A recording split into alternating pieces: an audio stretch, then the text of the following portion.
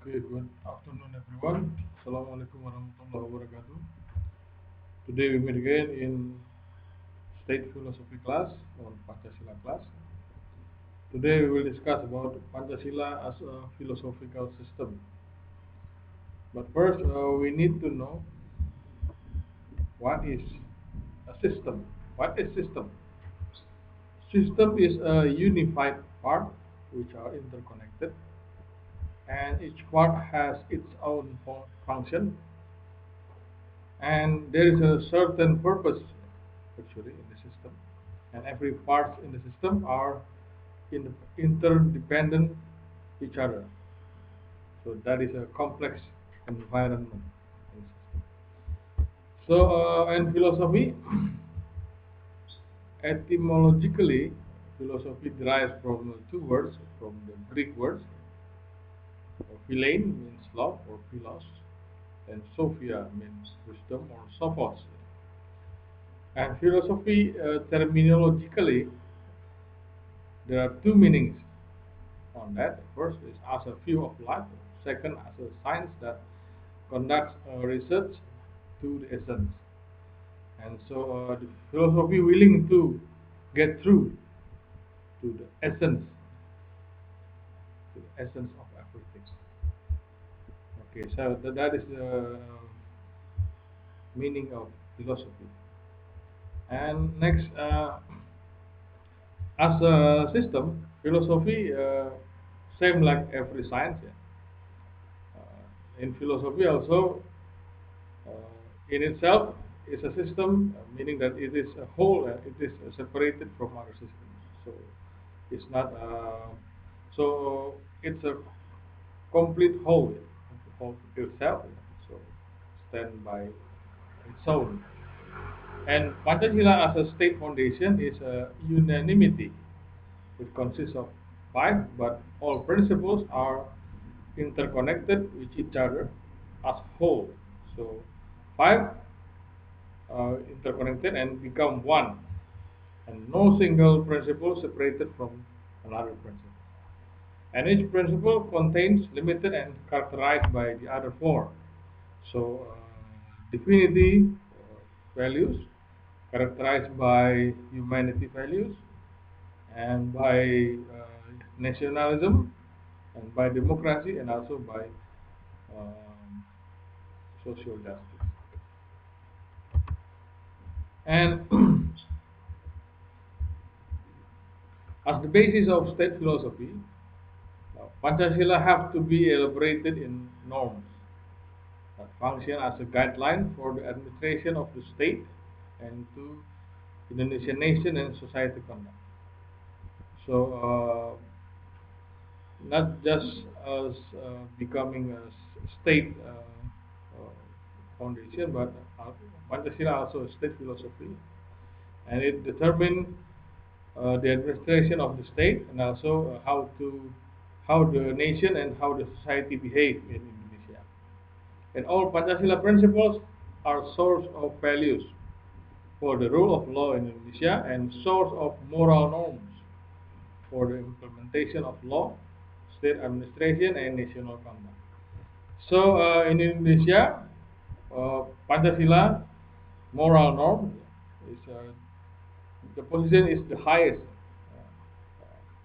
higher than any law. So every law in Indonesia have to be based on Pancasila. And let's discuss about the essence of Pancasila. We could review principle to principle for each principle. First principle is believe in the one and only God, and it means that the state of Indonesia or the Republic of Indonesia have to be based, must be based on divine values, and the state of Indonesia is not a secular state, nor is not a religious state as well, but it's a state which admitted religion and divine values, state that based on Pancasila.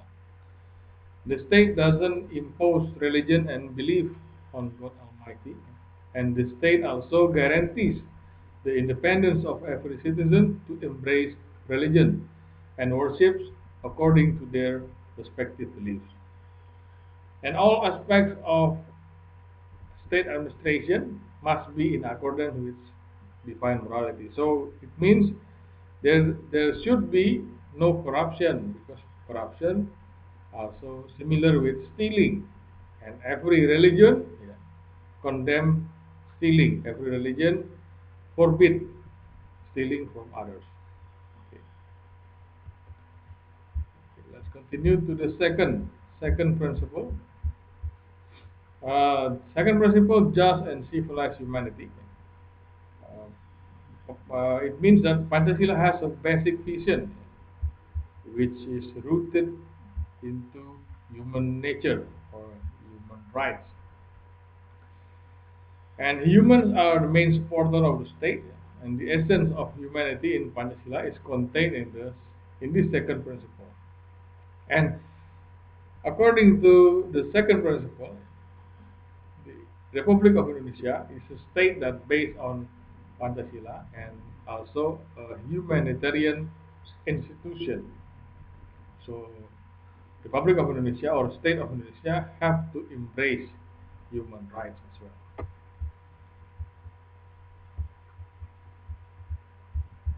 Okay, let's continue to the third principle. Is the unity of Indonesia. Indonesian unity is the main factor in realizing Indonesian independence and also to build to build this country. After the proclamation of Indonesian independence, yeah, and Indonesian unity is still needed to realize the goals of the nation and state, which is social justice for all the people of Indonesia. And the Indonesian unity is the nature and condition of the state of Indonesia, which is the state of Indonesia is a unitary state which cannot be divided. So it's different with the federal state. Indonesia, uh, Indonesian country, or Republic of Indonesia, is a unitary state. So one law for one country and for all regions in this country. So let's continue to. So there is also Bhinneka Tunggal Ika. Bhinneka Tunggal Ika is also uh, how the Indonesian unity based on. So although the Indonesian nation and state consists of various ethnic groups, cultures, and customs, and islands, and languages, and this diversity is not a contradictory difference, but also a synthesis that enrich the nature and meaning of the unity of the Indonesian nation and state. So the all differences is not to make the Indonesian unity divided, but also to enrich, to make it strong, to make the Indonesian unity more strong or stronger than another kind of unity. And for the fourth principle, democracy, led by the wisdom of deliberations among representatives. So this is actually the essence of Indonesian democracy, which is using deliberation to reach consensus. And Indonesian democracy is not a separation of powers, but a power sharing. And if you know that in democratic country, democratic state, usually they have three bodies like executive, legislative, and judicative, or judiciary.